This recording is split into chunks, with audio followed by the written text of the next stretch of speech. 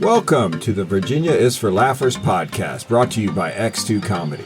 If you're looking to get more out of your Shenandoah Valley experience, then this is the podcast for you. You'll meet interesting people, the comedians that perform here, and find out more about what you can do and see. Whether you live here or plan to visit, listen to explore what helps make up our unique slice of heaven. Now here's your host, Dawn Davis Womack. Hello, Laughers. Today on the show, we have Travis Coyle, founder of Living Waters Freedom Initiative, LWFI, Vets Helping Vets. LWFI is devoted to building genuine community for veterans and their families through peer-to-peer interactions. Travis is a veteran that suffers from PTSD and has firsthand experience with suicide. While serving in the U.S. Army and battling his disorder, Travis held a pistol to his head and pulled the trigger. Fortunately for all of us, he is still alive today and believes that God spared his life for a reason. He has set the course to complete his final mission. LWFI started on a small farm in Broadway, Virginia, and through passion and dedication to the cause, is expanding to all 50 states. Welcome to the show, Travis. It's great to have you on today. Yeah, thanks for having me, Don. I'm excited to be here and to talk a little bit about myself. That's one of my favorite things to talk about, but also our mission. And hopefully reach some new audience that we haven't reached yet. So yeah, thanks for having me. Yes, this is really good. And before we get into this interview, we want to be very sensitive to any veterans out there that may need to talk to someone right now. There are 24/7 crisis support hotlines available for veterans and their loved ones. One is Veteran Crisis Line. You don't have to be in VA benefits or healthcare to connect. Just call 1-800-273-8255 and press 1. That's 1-800-273-8255. Chat online or also text at 838-255. That's 838-255. We will be sure to put that info in the show notes for you as well. Travis, do you have any resources to share? Want to add anything here before we get started? Yeah, absolutely. For anybody listening, my personal number is also available to call. And that's 540-908-0022. And just a little disclaimer, some of my story I find humor in. I don't mean to be brash or insensitive. But part of the way I deal with things sometimes is through humor. So please don't take offense to anything that may seem insensitive. Yeah. Humor is the best medicine and a great reset. And I think a lot of us that have been through a lot tend to cope with that a little bit in that way. I know I do. I'm a complex trauma survivor myself with PTSD, and I do comedy. So I completely relate. So veterans or their loved ones, if you need to, those are the numbers, and you can reach out to Travis right now. And we'll just get into this because you're doing some really great work for these veterans and their families. So thank you so much again, Travis, for being on. I'm so glad that you are alive and on this final mission. I want to get people to a place where they can know a little bit more about you. So you were in the Army. What did you do for the Army exactly? Yeah, so I served in the Army for 6 years. I was a 12 whiskey, which equates to carpentry masonry.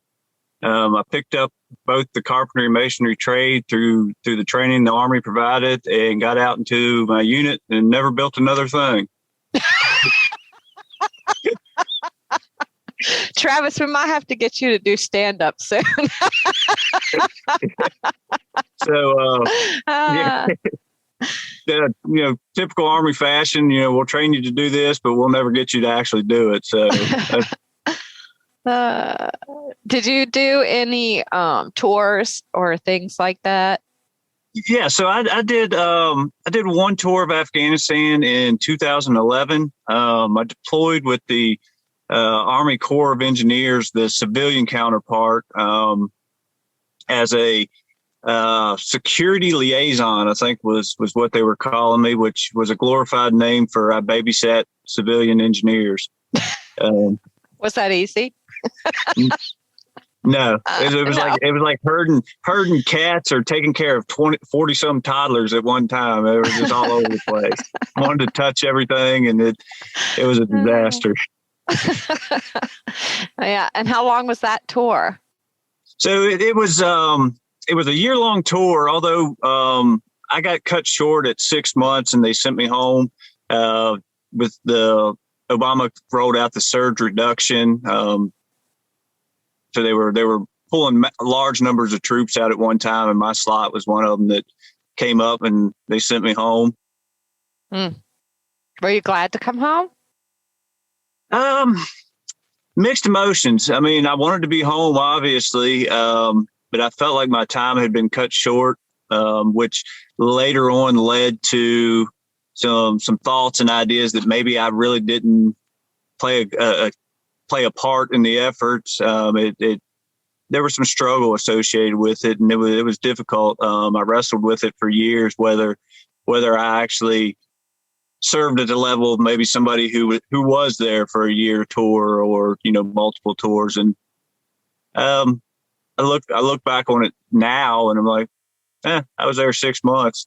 Sorry, y'all had to stay a year. No, I think would feel that way myself, to be honest with you.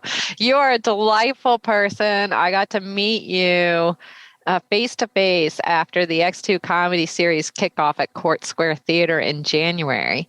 You brought a group of vets with you to see the laugh therapist, who is also a vet with PTSD. You all got to meet him after the show.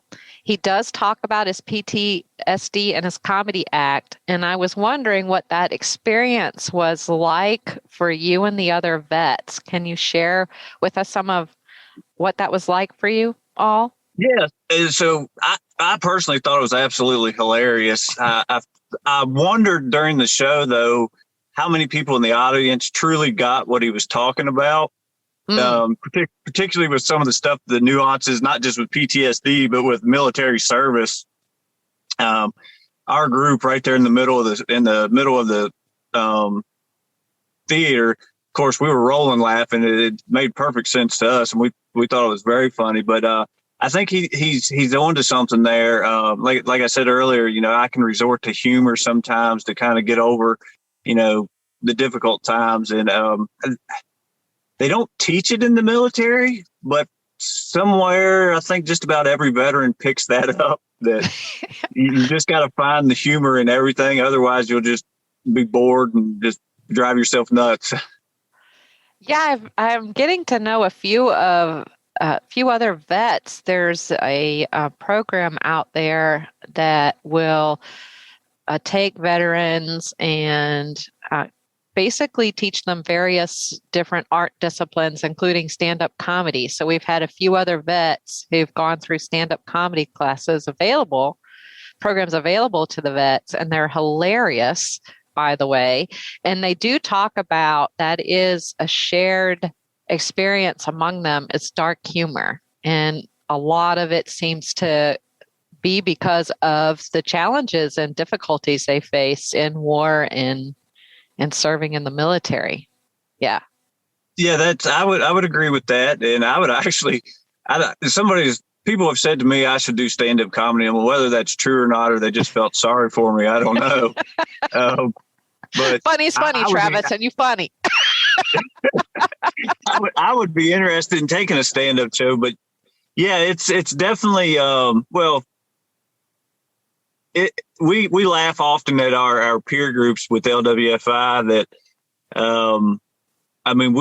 we'll be talking about something just totally serious and pretty deep and personal, and somebody will just crack off a joke, and then it's like the whole demeanor of the conversation changes, and people are just like, okay, yeah, it's really not that big of a deal, it's just funny.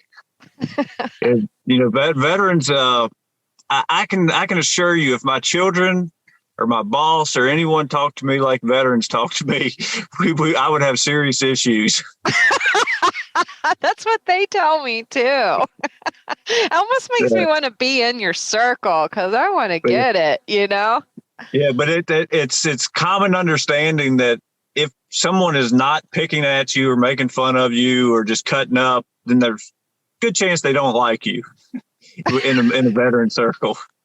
So then a few of you are sitting around going, uh-oh, sometimes. Having conversations in the bathroom mirror with yourself. Is it me? It's funny. We've got a group chat, and it's like say I'll tell a joke or say something. If I don't immediately get ripped on, I'm like, oh, are they mad at me? I'm like that 12-year-old schoolgirl who's like, oh my gosh, my friends hate me. Yeah. What did I say? Maybe that's a common PTSD problem. I don't know. I feel like I do that too. I wanted to talk to you a little bit too about your dog, because you had a dog that night at the show. I guess, is this your guide or therapy dog? Is it because of your PTSD? Tell us about your dog. He is a trained service dog. He's trained in what they call interruption tasks, and which is a 50-cent word or 50-cent term for he loves me. Basically, he'll do things such as wake me up from night terrors. He is also trained he knows my morning routine, and he'll actually sit in front of the cabinet where my medicine is stored, but also his dog treats are stored, and he'll sit there until I give him a dog treat, which then reminds me to take my medicines. Like I say, he wakes me up from night terrors. If I get into situations that I just crowded rooms or just anxiety's getting high, I've got some hand signals that I can give him to act certain ways, like basically fake he has to go to the bathroom so I can excuse myself from the situation, Nice. Without letting people asking, are you okay? Or are you gonna hurt yourself? Like, no, I just need to get out of this room. Yeah. And, so I can give him certain hand signals, and he'll do different tricks, we'll say, that I can use to get out of the room. And then other times he'll just simply pick up on my anxiety or depression, and he'll love on me and kind of say, come on, guy, get up, get off the couch. And yeah, but he's a great companion. Chopper, he's 100-pound lab who's scared to death of his own shadow, but scares everybody he comes in contact with. He's beautiful. Yeah, he's beautiful. How long have you had him? So I got him in October of 2019. And what is that? Oh, go ahead. No, go ahead. I was going to say, what is the process like to get a guide dog? Do you have to apply for it? Do you call somebody? How do they get paired up with vets? So my situation's a little bit unique in the fact that I'm Chopper's second assignment. The veteran that had him before me, I don't know exactly what this whole story was, but he got himself into a situation he could no longer care for Chopper, and then I was able to adopt him from that gentleman with the permission of the organization that trained Chopper. So I didn't have to wait on any waiting list or get paired with a perfect dog. They just allowed him to, rather than send Chopper back to their facility, he said, look, I've got this veteran. They seem to pair well, and they let him make the decision on who to place him with. And so I got to skip the line. Oh, that's great. Yeah, I'm curious a little bit more too about how Chopper helps you with the night terrors, because I have those too. And I just wonder how does he know you're having one, and then what does he do? So there's a couple different ways they can do it. And what Chopper does for me is he'll come up and say I'm in the middle of a thrashing or night terror type thing. He'll get in between me and my wife, kind of to protect my wife, but also he'll push his body real hard into my body and eventually wake me up. And he's real subtle about it. It's pretty wild. It's not like this 100-pound animal just lunges on me all at once, because that would not be the way to handle the situation. That's another terror. Yeah, but he'll get right up against my body and push his back up into me and kind of nestle his nose into my neck and kind of say, hey, wake up. And he hasn't done it. I haven't had the issue as much over the last 2 years. He's done it 2 or 3 times. But it's just wild how they work. I mean, dogs are so intuitive. They're like horses. They're just in tune with the people and the things that are around them. He'll sense things well before I ever do. And, after building a relationship with him, just the way he looks at me, I go, oh, you can see I'm getting anxious. And like, I won't even, I still won't even have, the thought hadn't even crossed my mind, and he'll be like, hey, check yourself. Yeah. So it's pretty wild. And then the other thing, I haven't seen him do it, but the other thing he will do if the night terrors get bad enough is he'll actually go turn the light on, and then he'll forcefully wake me up. But he's never done that for me. Okay. Yeah. How long does it take the training? How long does the training take for a guide dog to work with vets like you? So the majority of the training is more obedience training. But it's a 2-year process. The obedience training is 2 years long, to my knowledge, 5 to 7 days a week for 2 years. And they start them at pups. I think around the 12-week mark, and they just continually work with them on obedience. And then I'm not real up to date, or, don't know all the ins and outs on, the actual intervention stuff, the interruption task, how much of that's training. My personal belief is that the majority of that is really just intuition of the animal. Not all, and they vet the animals pretty hard before he could even be considered to be a service animal. They go through a series of tests. One of the big things is they've got to be able to overcome their nose and turn down food, even when it's placed in their face, until they're given the okay to eat it. Which, if Chopper had to retest right now, he would fail miserably. He's at the table begging for the food, I hear. Right? So guessing. Yeah. But here's the problem. Going back to veterans like to pick at each other. Yeah. My veteran buddies think it's funny to hand him whole slices of pizza when I'm not looking. That's fantastic. Yeah. So do you catch them eating the pizza? You turn around and they're... Yeah, I turned around and caught Steven giving him a whole slice of pizza one day. And I said, Steven, what are you doing, man? You can't give him all that pizza. He said, well, I took a bite out of it. You guys are messing with each other. I love it. It truly is vets helping vets, having fun too, by the way, behind the scenes. Yeah. I see. Go ahead. You were going to say something? I was going to say, I take him to all of our groups, all of our peer groups, and it's been. I usually don't vest him, like I don't put his vest on, so he's a little more laid back. But it's been interesting to watch how, as you're going around the night, the group discussions going on, and if somebody's feeling down, depressed, or there's anxiety there, how Chopper will get up and go to that person and do the same things he does for me to that person. And that's what kind of has led me to believe that a lot of it's just intuition. They can sense on it. Their dogs are herd, or not herd, but pack animals. And I think it's just part of their makeup, and they're amazing, really.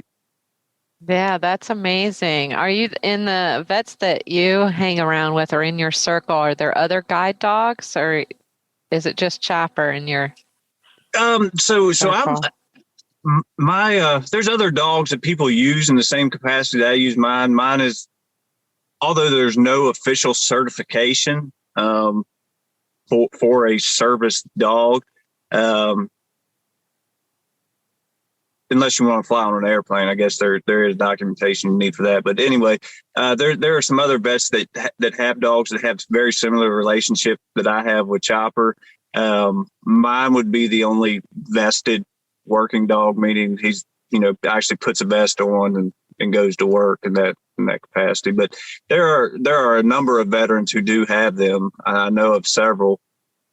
Yeah, that sounds I'm glad that service is available. I'm glad that you're doing what you're doing. You started this LWFI with another vet, Mark Lambert. How did the two of you meet? Did you serve in the military together? No. So, Mark and I have, both grew up here in Rockingham County, and we knew of each other, and we knew of each other's military service. We kind of connected about, 9 years ago. And, I was struggling, still trying to wrap my head around the idea that there's even potential that I could have PTSD. I really didn't want to believe it for a long time. And he kind of said some things to me and validated some things that I was feeling and thinking. And he had been out of the service by that time, I think, for 6-7 years. And, knowing a little bit about Mark's story, as far as, where he served in combat and some of the things he did, it really, his perspective on what I was feeling, really validated these feelings and, brought me to a place where it was like, okay, I've got a starting point. And, so when I got to the point I wanted to do something, whether it was nonprofit or I wanted to give back to veterans. Peer support was kind of what I wanted to do. And Mark was interested in peer support as well. And it's hard to start a peer support group without a peer. So I told Mark, I said, hey, you're going to be the peer to my peer support group. And he didn't really have a choice. I just said, we're doing this. And, it's funny because he was the only one in the beginning that I don't know if he was naive enough to believe in it or truly believed in it or just didn't have anything better going on at the time. He jumped in and he started doing it. And we were in 2019, we started on my farm, really just as Mark and I and maybe one or two other veterans kind of getting together every so often. And, yeah, it was, we didn't have a clue. We knew what we wanted to do. We didn't know how to get there. If you go on our YouTube channel, and I don't remember, actually, we haven't used the YouTube channel in a while. But if you watch, there's a handful of videos where Mark and I it's like 3:30, 4 o'clock in the morning. We're like 6 pots of coffee in, and we're just pumping out YouTube videos talking about what we're going to do. Look like a couple of crackheads, just so excited. And I remember when we pitched it to another veteran buddy of ours, and we're like, hey, want you to come on board and help us out with this. We need board members. We need this. And like I say, we had no idea how to officially formulate anything. And his response was, how about I buy you some business cards? That's a good place to start, I guess. So our first official donation was a box of business cards each for us. Help you get your name out there. And it's funny. I and Mark, we had so much passion in us, and we had so much heart for the mission. And we were like overflowing and just didn't know how to articulate it very well. And that was kind of the story for all of 2019. People would just kind of pat us on the head and say, okay, yeah, y'all do that. Sounds good. And then late 2019, early 2020, I can't remember exactly when it was, but Congressman Ben Klein heard about us somehow and picked up our story and took it to the House of Representatives and addressed us in the well of the House. Oh my gosh. addressed us by name, and overnight people like we went from like nobody on Facebook and nobody had even visited our website to like we had hundreds of people just like, who are these knuckleheads? And maybe a few more views on YouTube, possibly. Yeah. We really gained some traction, and we were like, oh my gosh. And then people were like, okay, became like, oh, we're a little more willing to help. And it kind of, we started plugging in with some more business minded individuals. And, we really, it gave us instant credibility, just having our names mentioned.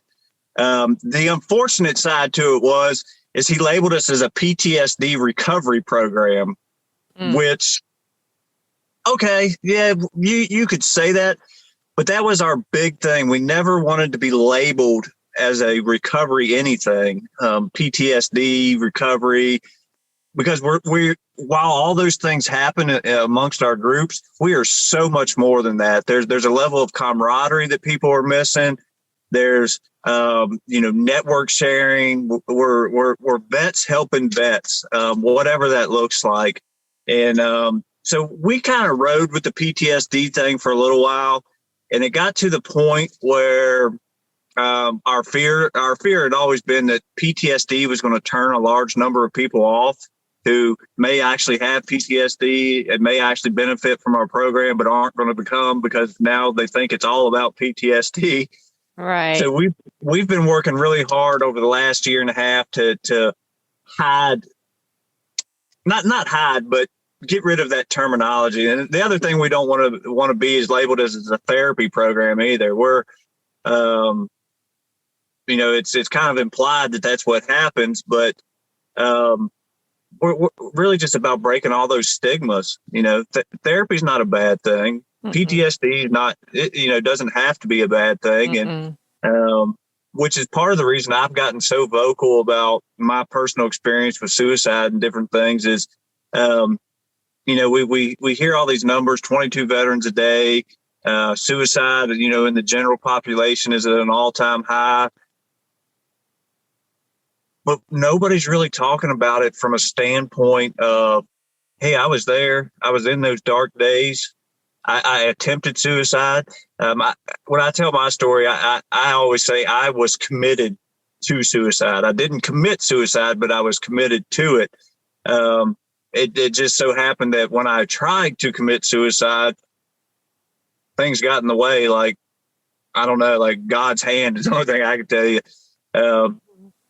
But I see a real need for the idea that, look, you can go from that and find a happiness in a life afterwards. My life today is amazing. It's full of just, I've got 3 wonderful daughters after that incident. My son was alive when all that happened, and it really scarred him. And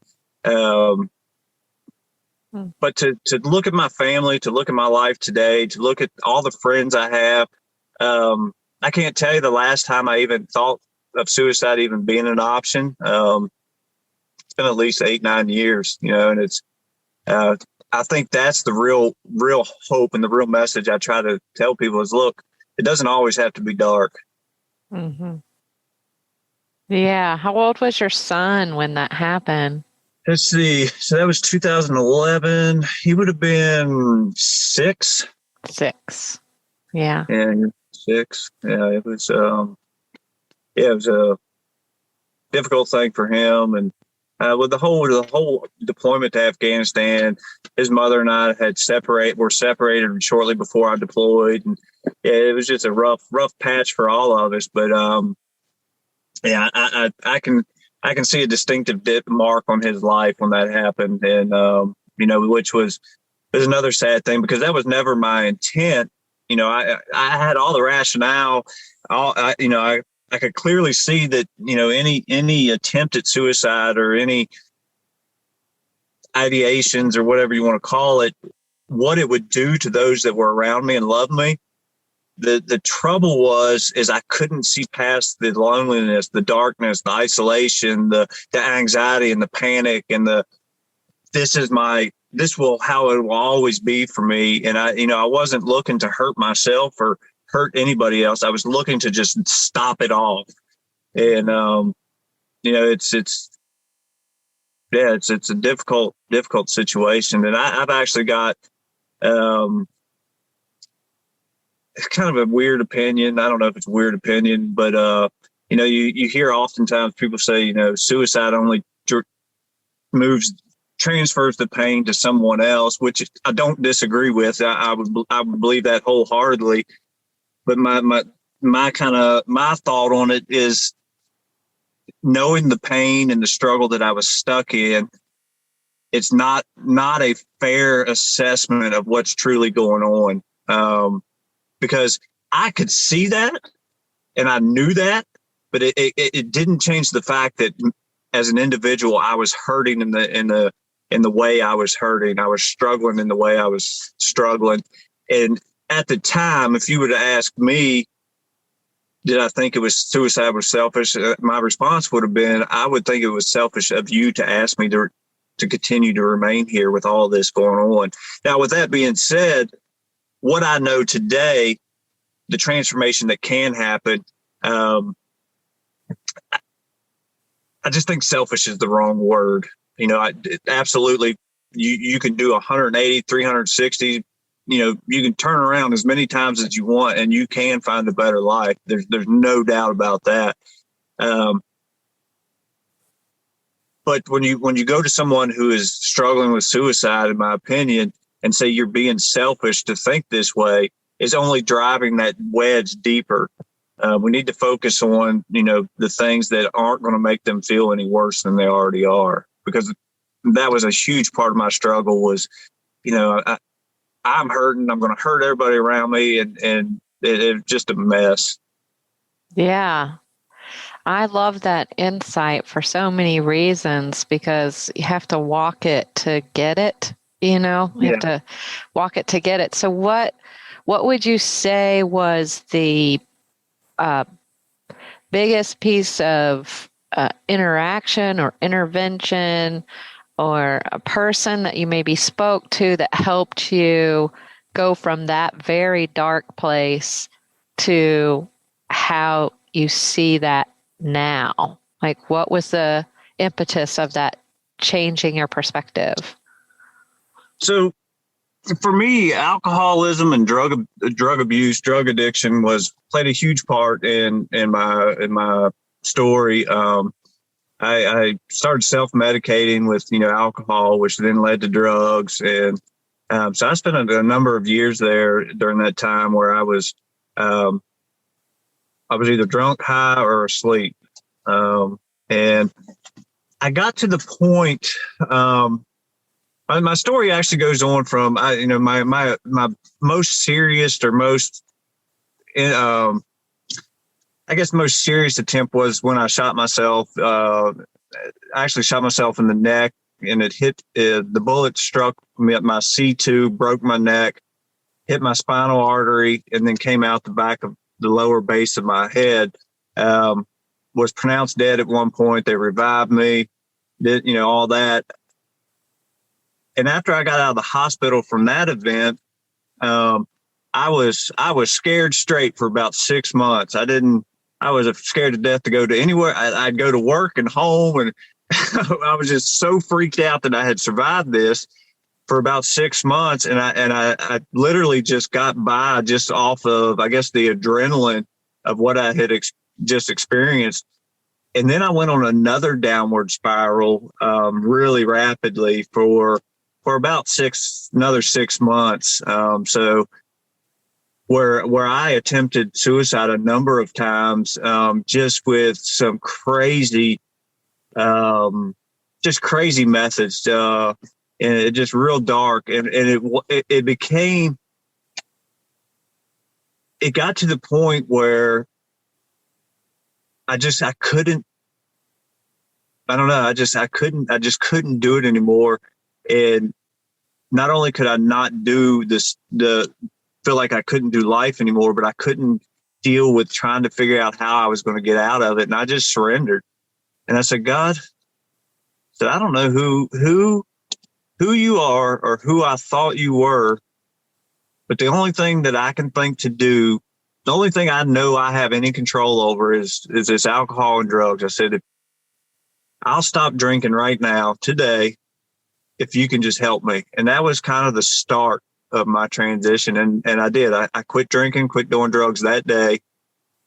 And I've been sober now for, it was 8 years in January. And shortly after that, I met my now wife, and she was instrumental in everything that I try to do, or we try to do as an organization. I met her and immediately knew I was going to marry her. It was a instant love story. She kind of seen through some things in me, and I kind of just told her, I said, look, I'm a hot mess, but girl, I am interested in you.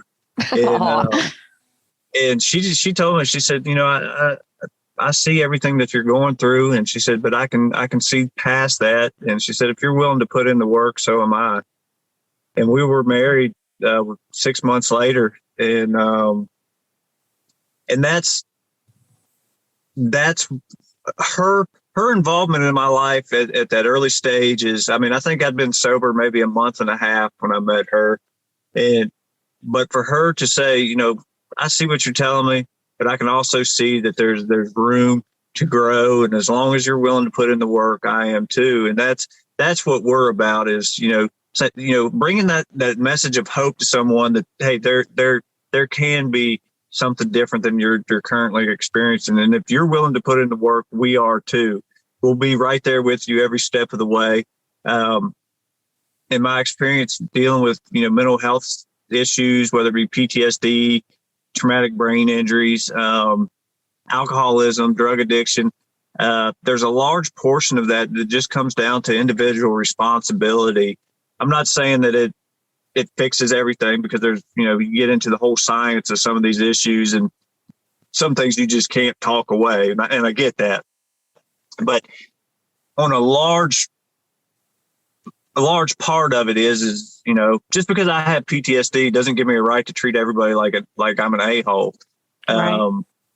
And to own up to some of that and say, I do have some responsibility. I do have some things that I can handle, that I'm in control of, and take responsibility for that is a great starting point. And that's what we try to do. And my wife held me accountable, and that's what our groups are for, is to hold each other accountable. And the thing with our groups that we've really noticed is everyone that attends regularly is there because they want to be held accountable. So we don't have a lot of people there, and we don't have a lot of people there for any other reason than they want to be there. And it just makes such an environment, a great catalyst for growth and change to happen. Yeah. I'm curious about the work, what it means to put in the work what did that mean for you in terms of where you were and where you are now? You obviously have put in the work, but what is in practical ways, what does that look like? Or what does that mean? Like I was talking a few seconds ago, for me, alcoholism and drugs, no brainer, had to go, can't do them. Mm-hmm. I don't do them today because of my dependency issues. So that was huge. And that in and of itself is a process, learning how to do life sober. And so that was part of the work for me. The other part is trusting your doctors. I take some medications. I may or may not one day be fully off medications. I don't know, but at this point right now, I still take medication. So staying up to date on doctor's appointments, psychiatric appointments. We believe that it's a threefold thing. You got your physical, mental, and spiritual, and if you're not working on all three of those things, then you're not getting a full recovery, or a full, you're not hitting every area that needs to be hit. The other thing would be, it's commonplace, especially for me and for other veterans and, other people with PTSD, is to isolate and withdraw, which is okay at times, but it hits a point when it goes from you just need to reset to now you're just avoiding and not dealing with the thing. So staying constant on the things that are popping up and not letting them get to a point where everything just falls apart one day and then you go, oh, it just hit the fan. There were some things leading up that had you intervened here, we wouldn't be here. If that makes sense. Yes, that makes a lot of sense. So the way that you support each other is through these peer-to-peer interactions now. And I can imagine this organization, LWFI, started pretty much right before the pandemic. So, I mean, did your peer-to-peer actions in terms of what you did together change over the pandemic? Can you talk to us a little bit about what that looks like, things that you do together? Yeah, so it's funny. You're right. We started raising awareness and kind of doing a little bit of fundraising in 2019. We got our 501c3 accreditation letter in April of 2020. Like right at the peak of COVID season, and yep. And we had raised $20,000 to date, and we actually had a whole facility that we were building out on Runyon's Creek and Broadway at my residence. We have about 23 acres, and we had horses, and we were raising money to build a woodworking shop and a hobby shop, and we were going to do these peer-to-peer interactions in a centralized location, and our idea was to, just have a place that veterans can go, escape, be constructive, be around other veterans. And then COVID come along and we've, of course, nobody was going out doing anything. But the real big thing that happened in 2020 is we spent several evenings with 3 different families of veterans that had committed suicide within 50 miles of the Broadway area. And we were separated by 1 degree of separation. Like there was one person in between us meeting this veteran before they committed suicide. Now, whether it would have changed anything, I don't know, but I would at least like to have a shot at trying to change something. And we got to the end of 2020 and we really took a real deep, organizational reflection and said, we didn't blame ourselves, but we said, could we have reached these individuals, that were so close to us in proximity, had we not been so focused on building out a facility, had we been actively going out into the community trying to find these people rather than waiting on them to find us. And so we made the decision. We scrapped the farm. We got rid of our animals. We actually sent them to another organization that's actually a sister organization with us now. We've kind of absorbed them in Bristol, Virginia, that does horseback riding and things for veterans. But anyway, we shut the farm down and decided to take a play out of some other organizations' book and started outsourcing and doing things in the community where we're actively at all times seeking veterans and their families who may need a group to belong to or just, camaraderie. And we just haven't looked back. And since we've done that, we have grown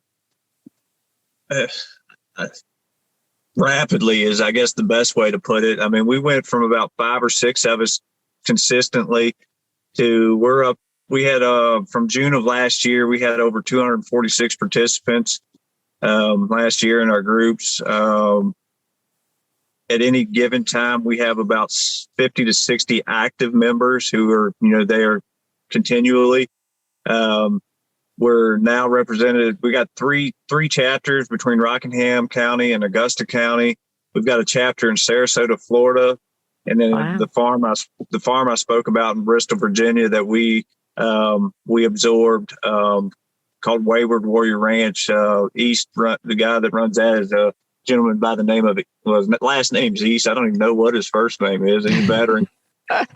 We know each other by last name.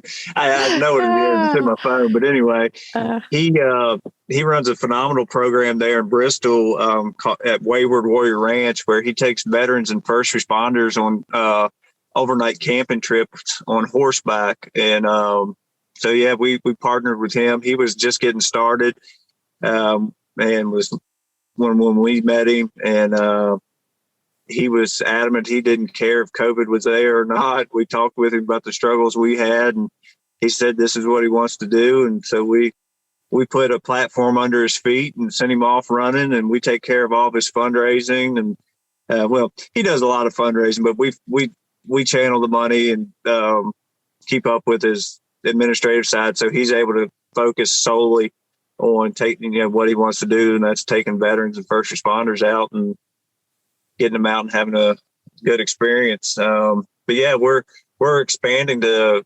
nationwide this year, and we're excited. And that was all because of COVID, forced us to look at what we were doing, and we took what was really working and just said, let's just do this. Let's narrow our focus down and reach more people this way.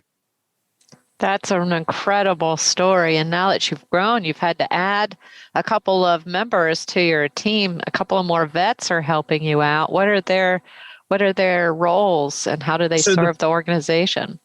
So the first person I picked up was Stephen Wilbarger, who's a local veteran. He was a 23-year Marine Corps vet.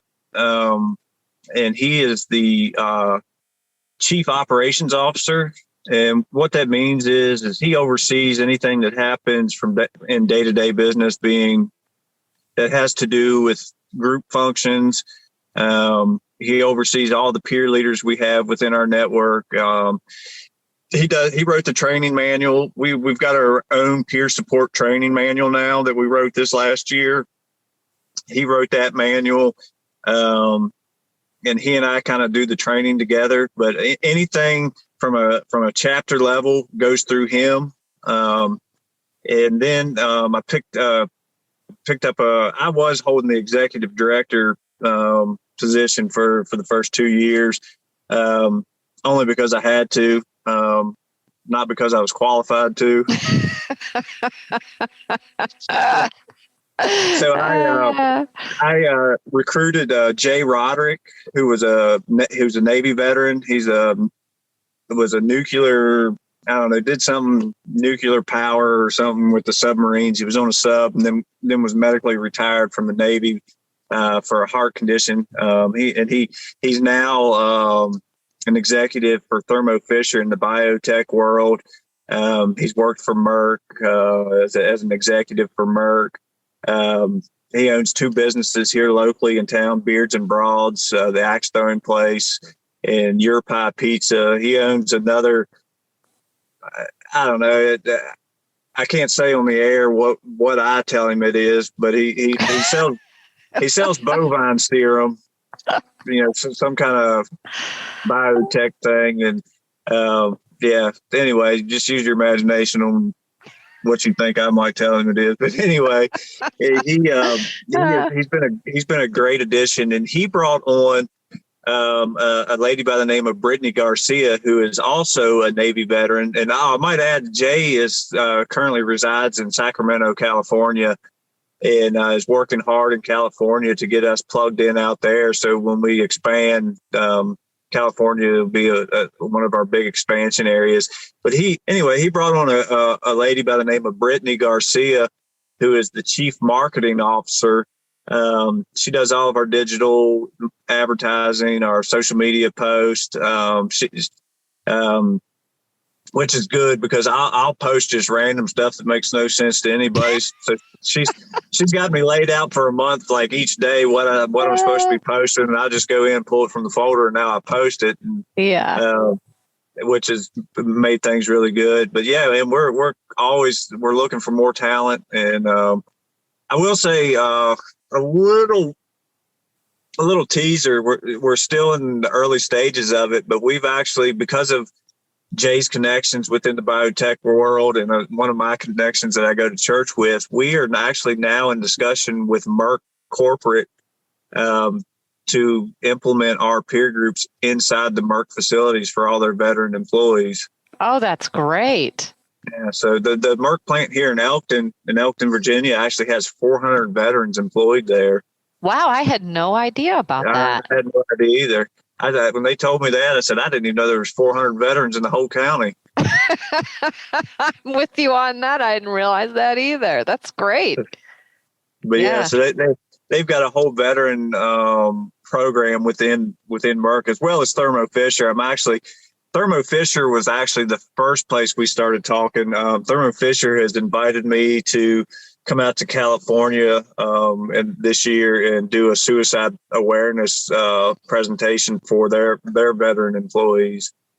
What is Thermo Fisher? I don't believe I am familiar with that company. So Thermo Fisher is a biotech company. They sell, best of my knowledge, I think, microscopes and medical supplies. And I don't know that they do like actual medications. I could be wrong on that, but it's above my head, and people way smarter than I am, and they got a bunch of scientists working for them. I don't know what they're working on, but I'm with you on that too, Travis. We'll leave the science to Thermo Fisher and Merck. Yeah. I'm with you on that. Well, it's a good thing you have a lot of help, because you have a lot of events coming up, and you have a big fundraising gala that is happening on March the 19th for the Veterans Across America campaign. Can you tell our laughers what that is all about and what the ultimate goal is? Yeah, so we're excited. This is the first ever Living Waters Freedom Initiative Gala. And we're doing it kind of true to the LWFI style. This is not a black tie event. It's a dressy casual. Okay, good. And I'll tell the laughers first that we're going to be doing a door prize for the best dressed cowboy. That's awesome. So or cowgirl, right? Or cowgirl. Right. Yep. Okay. Cowboy or cowgirl, and you heard it here first. So that hasn't even come out on social media yet. But anyway, it's a dressy casual event, and we veterans across America, and Stephen will be proud of me because I didn't put a T on the end of across. Apparently, I've got a strong Appalachian accent. I like to say across. But anyway, we'll forgive you, Travis. We'll forgive you. Veterans Across America is our campaign to take our resources and take our program to the next level. And we've set a 10-year goal of having a chapter in all 50 states, which is a pretty heavy undertaking. The Veterans Across America, in and of itself, is a 2.5 to 3 month road trip by RV across the United States and back, holding rallies, basically talking to anybody that'll listen to us and talk about our organization, talk about veteran suicide, finding veterans, just a huge, massive PR campaign to find veterans and to spread a seed of hope for suicide. And the one thing that's also included in that, we talk a lot about veterans as kind of our niche audience because we are veterans and we understand each other. But we've kind of coined the term collateral blessing. Anybody that we meet along the way that is not a veteran, but is in need of resources that we can provide outside of our veteran peer support groups, they are also privy to that information. We don't stop spreading the news to if you're not a veteran, if that makes sense. Yes. If you know a veteran, or if you know what a veteran is, or if you can get the first 3 letters spelled in veteran correctly, then we'll help you out.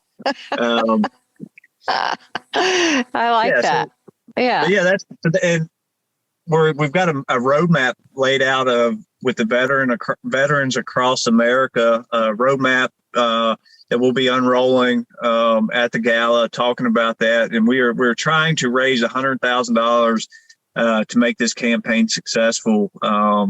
and we're already starting to work with some other organizations and groups to that we can help us host events all along the route. And yeah, so we're going to roll all those details out. Plus, it'll be the first time I talk about my story in public for a large group. I've openly talked a number of times, giving people kind of the footnotes or the big items, but and take a little more in-depth look. And I'm not going to tell you who it is, but I've got a special guest that will be at the gala that I will introduce everybody to. Not a politician or anything like that, but that this individual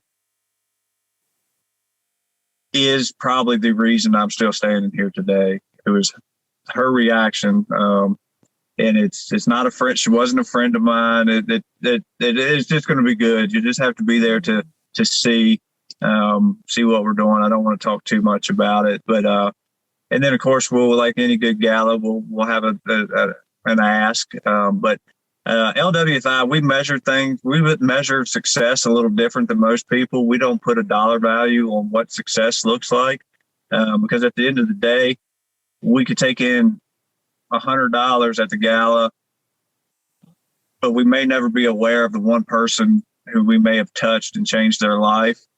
And to us, we would spend the same amount of money to be able to touch somebody's life. So it's not about the money. When you do support the LWFI community, your family, and we do appreciate it because we rely solely on donations. But success is so much more than a dollar figure. You can't put a value on someone's life. I agree with that 100%. I agree with that. And you have some other events too that you're doing, bingo and some other events that you have to kind of pull toward that $100,000 goal. We're doing a bingo at the AMVETS here in Harrisonburg. And this is probably as close to begging as you'll ever hear me. So please come play bingo, because I'm starting to freak out that we're not going to have as many people as I was hoping for. Take pity on me and come play bingo, please. Do you have to be a vet to go play bingo? No. So it's open to the public. Okay. Yeah, we're open to the public, and the same with the gala. It's open to the public. With the gala, we do kind of need tickets to be purchased by March 12th, so we can have a head count to give to the caterer. So not to say that we would turn anybody away at the door. Probably, I mean, we'll let you in, but you may miss out the opportunity to actually have dinner and experience the whole thing. But anyway, March 12th will be the date on that. And bingo, if you want to come play bingo at the AMVETS on February 19th, you can buy tickets at the door. They're $40 at the door. It's 22 games, and you get tickets or cards to play all 22 games. Plus, there's some early bird games that you can buy extra in on, and then I think there'll be a 23rd game, a bonus 50-50 game at the very end, and we'll split the pot on that. Some raffles and pool tabs and food for purchase there. If you want to save $5 on the price of the bingo, you can text the word bingo to 540-766-5550. Please don't text, "Can you hold me tickets? Can I come to the AMVETS?" Please just type the word bingo. Well, note on that. We will, definitely get this. Go ahead. Yeah, I'll tell you why. Because when you text anything other than the word bingo, our automated system doesn't pick it up. Oh. And then I've got to do all the work manually, because I'll get a text, but I've got to do all the work manually putting your information in. If you just text the word bingo, it makes it easier on everybody. You text bingo, it'll shoot you a link for you to put your name down, and that's all that has to happen. Yeah, so it's not complicated. Anytime you text anything, and don't call the number. I will answer the phone if you do call, but that's not how it works. I see. Well, we will get this podcast out for sure by the time before the March 12th deadline. I can do that. But we may not before the February 19th bingo. So will there be another bingo after February 19th is what I'm getting at. And would that be announced on your website, if so? Not if I have to coordinate it.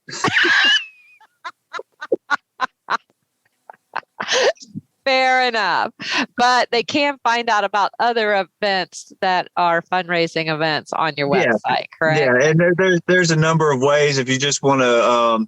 The one thing we haven't pushed real hard yet is we started taking donations through a platform called Roundup. Mm-hmm. And what that does is it gives you the ability to, anytime, say you buy a cup of coffee for $1.50, you can automatically have that debit card transaction rounded up to $2, and we would get the 50 cents, and then you make your purchase, and you can turn it on and off at your own control. It's linked to your bank account, linked to our bank account, which if somebody just wants an easy, simple way to make a continuous contribution, a little bit of change here and there, it goes a long way. Goes a very long way when you look at it on paper. So that's another option. One-time donations, we're open to whatever.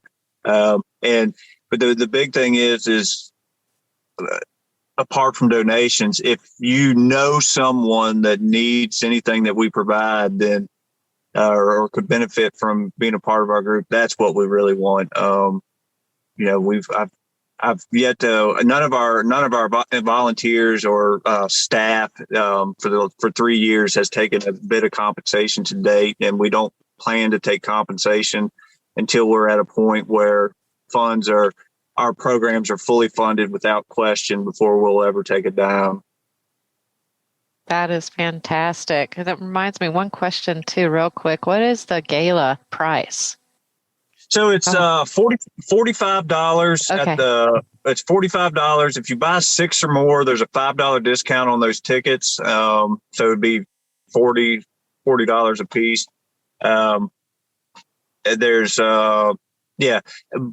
but also maybe I shouldn't say this. We did have a donor buy 50 tickets and has asked for us to give them away. To just whoever. So we're going to be having some things on our Facebook page for a chance at free tickets. But if you just can't wait for those giveaways, by all means, go buy all the tickets you want. That's right. You could still buy those. That's what I say too. I don't remember if I mentioned or not. Up and coming star Spencer Hatcher will be performing at the gala. Oh, I'm not familiar with Spencer. What kind of entertainment is this? So Spencer Hatcher is a local. He started off doing bluegrass with his dad. I can't remember what Hackins they call it. Boys, maybe? No, not the Hackins Boys. The Hatcher Boys or the Hatchers or something.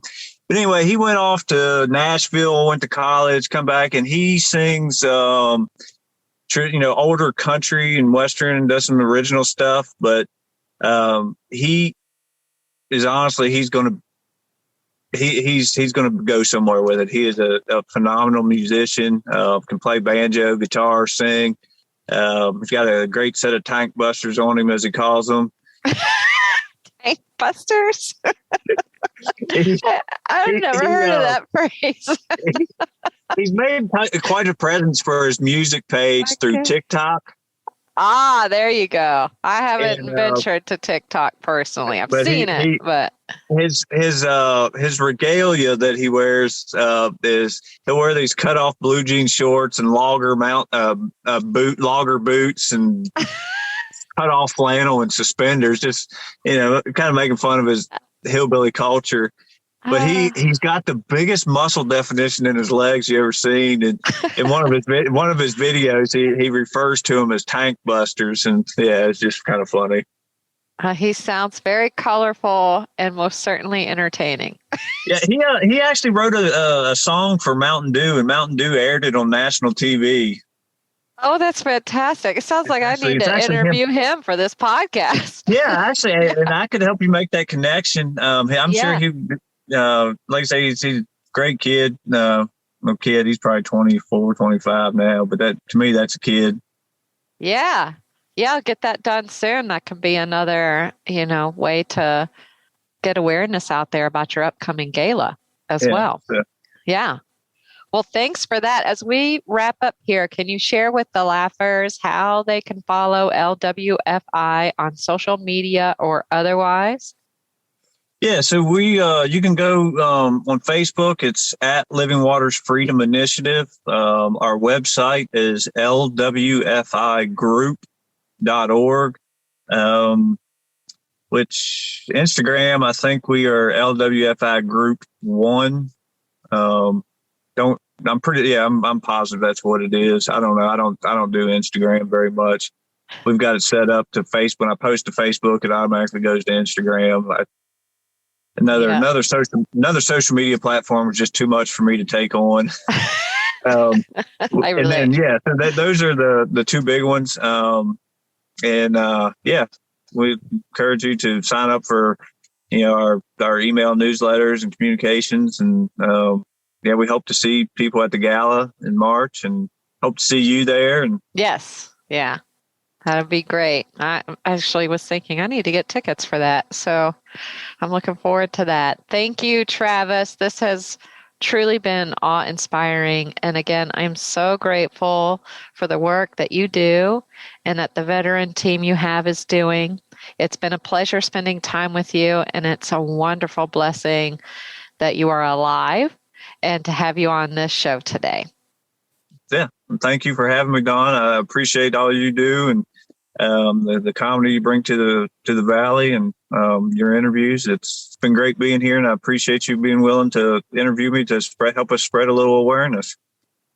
Yes, absolutely. And Laughers, you can help them out, help their mission by donating to LWFI today online at lwfigroup.org. That's lwfigroup.org. Or you can visit their website to check out the details about their other upcoming fundraising events to support the veterans, their families, and to meet Travis. We'll be sure to put their website along with Travis's contact info in the show notes for you as well. And lastly, and most importantly, thanks for tuning in, Laughers. Out of all the podcasts out there, you picked us, and we think that's pretty darn special, just like you. Until next time, keep smiling. Bye. Thanks for tuning in to this episode of the Virginia is for Laughers podcast, brought to you by X2 Comedy. We'll be dropping a new podcast every Wednesday at 4 p.m. Eastern Standard Time, so check back for another uplifting episode. Come to an X2 Comedy show or let us bring a show to you. To find out more, head to x2comedy.com. Be sure to share us with a friend. Until next time, cheers.